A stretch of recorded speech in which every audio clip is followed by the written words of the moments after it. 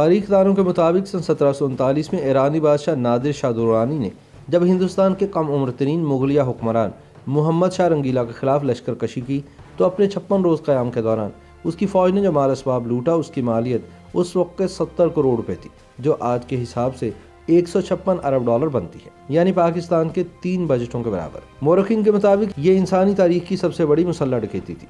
نادر شاہ نے بڑی چالاکی کے ساتھ محمد شاہ رنگیلا سے دنیا کا مشہور ترین کوہ نور ہیرا بھی اینٹ لیا تھا۔ سوال یہ ہے کہ مارچ سن 1739 میں ایرانی بادشاہ نادر شاہ درانی نے ہندوستان پر حملہ کیوں کیا تھا؟ مورخین کے خیال میں اس کی پہلی وجہ یہ تھی کہ 17 برس کی عمر میں مغلیہ سلطنت کے 13ویں تاجدار بننے والے محمد شاہ رنگیلا کی زیر قیادت ہندوستان فوجی لحاظ سے نہایت کمزور تھا، اور دوسری بڑی وجہ یہ تھی کہ یہ مال و دولت سے لبریز تھا۔ انحطاط کے باوجود اب بھی کابل سے لے کر بنگال تک مغل شہنشاہ کا سکہ چلتا تھا، اور اس کا دارالحکومت دہلی اس وقت دنیا کا سب سے بڑا شہر تھا، جس کی آبادی 20 لاکھ نفوس پر مشتمل تھی، جو کہ لندن اور پیرس کی مشترکہ آبادی سے زیادہ تھی۔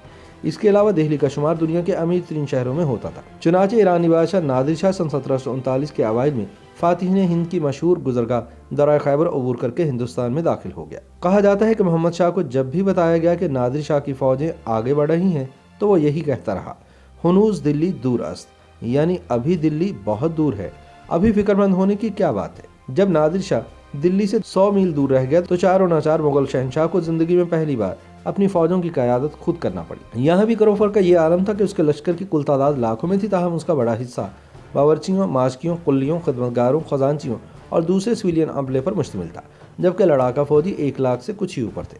اس کے مقابلے میں ایرانی فوج کی تعداد صرف 55,000 تھی، لیکن کہاں جنگوں کے پالے نادر شاہی لڑاکا دستے اور کہاں لاب و لاب میں دھت مغلیہ سپاہی۔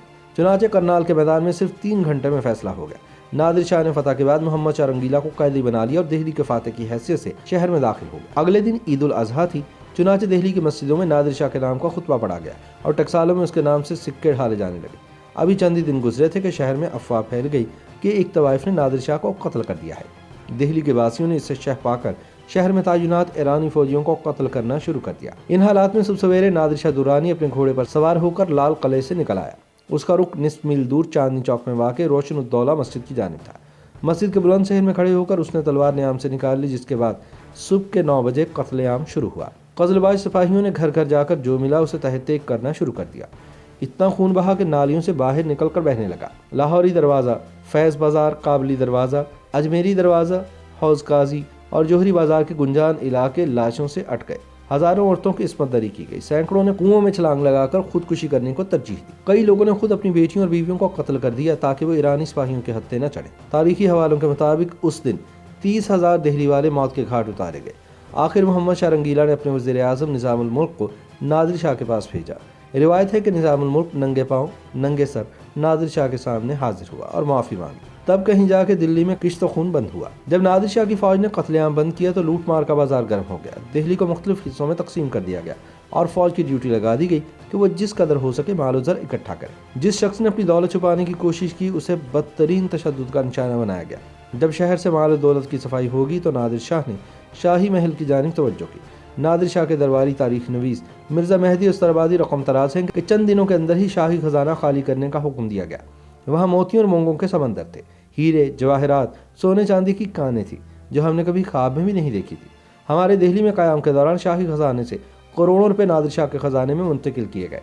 دربار کے امراء، نوابوں اور راجاؤں نے مزید کئی کروڑ سونے اور جواہرات کی شکل میں بطور تاوان دیے۔ ایک مہینے تک سینکڑوں مزدور سونے چاندی کے زیورات، برتنوں اور دوسرے ساز و سامان کو پگھلا کر اینٹیں ڈھالتے رہے تاکہ انہیں ایران تک لے جانے میں آسانی ہو۔ سوال یہ ہے کہ نادر شاہ نے کل کتنی دولت لوٹی؟ تاریخ دانوں کے ایک تخمینے کے مطابق اس کی مالیت اس وقت کے 70 کروڑ روپے تھی، جو آج کے حساب سے 156 ارب ڈالر بنتی ہے، یعنی پاکستان کے 3 بجٹوں کے برابر۔ یہ انسانی تاریخ کی سب سے بڑی مسلح ڈکیتی تھی۔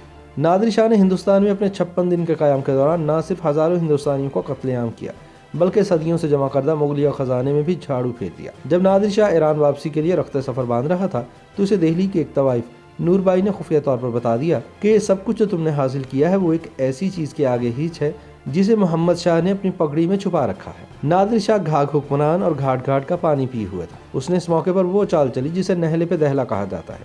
اس نے محمد شاہ سے کہا کہ ایران میں رسم چلی آتی ہے کہ بھائی خوشی کے موقع پر آپس میں پگڑیاں بدل دیتے ہیں، آج سے ہم بھائی بھائی بن گئے ہیں، तो क्यों ना इसी रस्म का अदा किया जाए। मोहम्मद शाह रंगीला के पास सर झुकाने के अलावा कोई चारा नहीं था। नादिर शाह ने अपनी पगड़ी उतारकर उसके सर पर रखी और उसकी पगड़ी अपने सर पर। यूं हिंदुस्तान के खजाने के साथ साथ दुनिया का मशहूर तरीन हीरा कोहे नूर भी हिंदुस्तान से निकलकर ईरान पहुंच गया।